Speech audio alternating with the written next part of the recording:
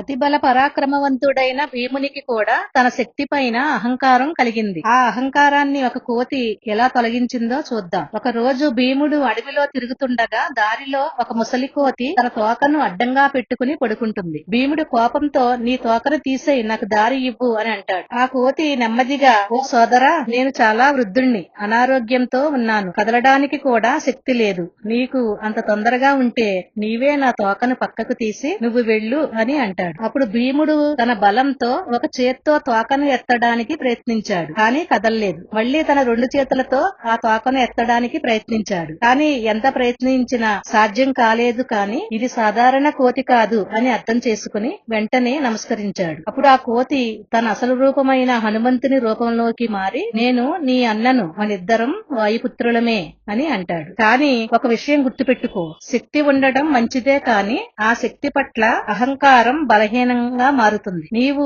నీ బలం పట్ల వినయంగా ఉండాలి అని చెప్పాడు. భీముడు ఆనందంతో నమస్కరించాడు. జై శ్రీ హనుమాన్. ఇలాంటి విశేషాల కోసం మా ఛానల్ ను సబ్స్క్రైబ్ చేయండి, లైక్ చేయండి, షేర్ చేయండి.